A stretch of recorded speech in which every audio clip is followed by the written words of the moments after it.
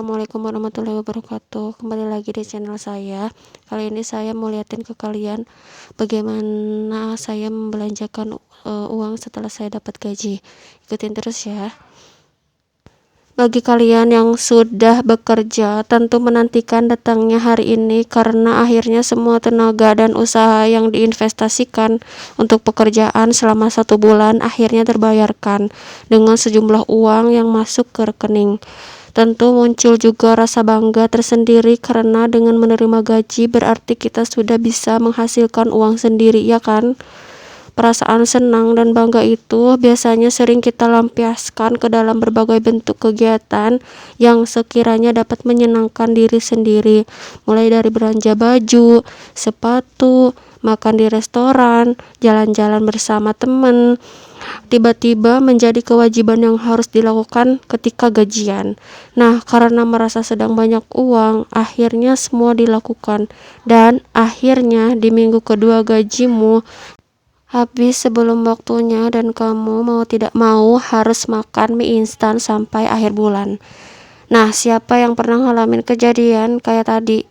Kalau iya, berarti ada beberapa hal yang harus kamu ubah dalam penggunaan gaji agar kamu gak perlu lagi makan mie instan sampai periode akhir bulan. Nah, berikut saya mau kasih tahu bagaimana sih saya mengalokasikan uang atau gaji yang saya dapatkan. Yang pertama, saya membuat daftar alokasi pengeluaran yang sudah pasti jumlahnya. Dan yang kedua, saya membuat daftar kebutuhan yang harus dibeli. Yang ketiga, saya mengalokasikan tabungan di awal bulan biar uang yang didapat tidak habis seketika. Nah, biasanya kalau aku belanja itu biasanya membawa uang cash secukupnya dan tidak melebihi apa yang mau dibeli supaya nanti kita tidak kalap pas lagi belanja. Perlu kalian tahu ya, ini adalah pengeluaran saya, versi saya, jadi jangan samakan dengan kalian.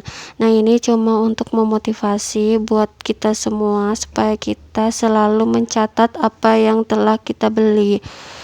Kebutuhan apapun yang kita beli, mau sekecil apapun harganya, mau semurah apapun, kita harus tulis supaya kita mengetahui uang itu perginya kemana. Nah, ini saya mau menulis kebutuhan dan gaji, berapa sih gaji yang saya dapat setiap bulannya.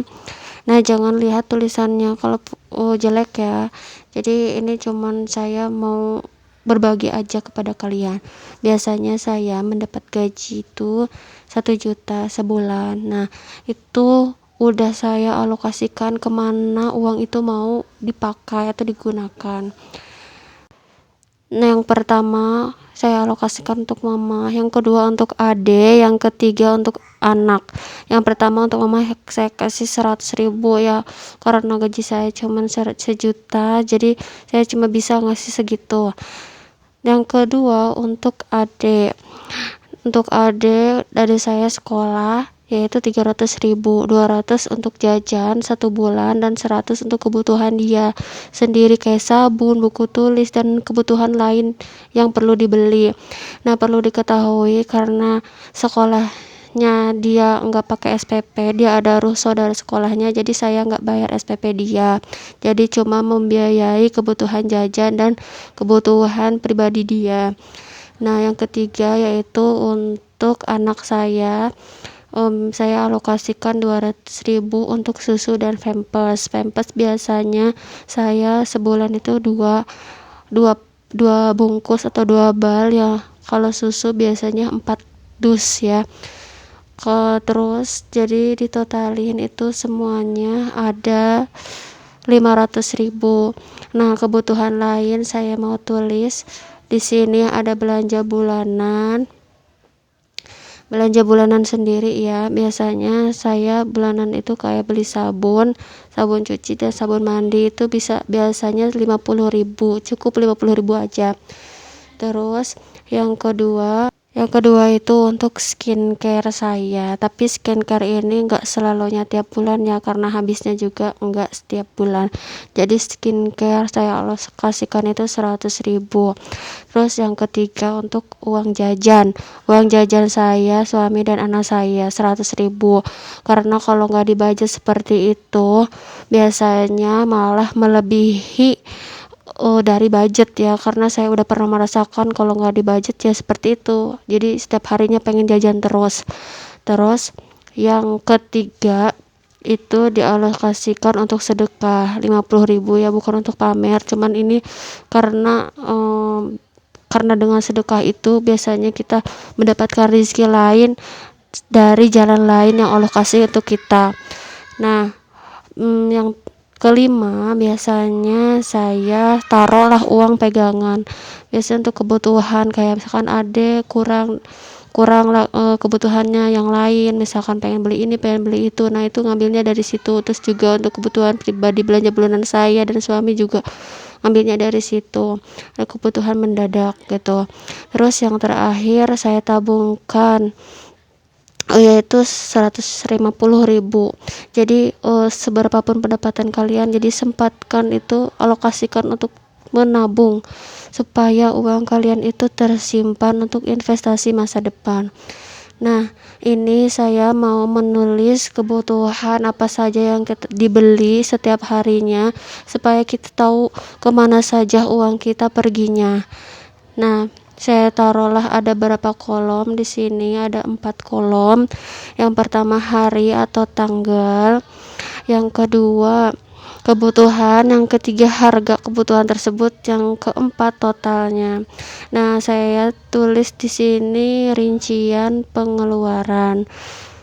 Seperti nanti contohnya sabun misalkan harganya 18.000, nanti di total berapa jadi 18.000. Jadi sekecil apapun, misalkan kita beli permen pun yang harganya 500-an, kita tulis supaya kita tahu, oh ternyata uang kita itu ke sini loh, kemarin habis tuh di sini loh gitu.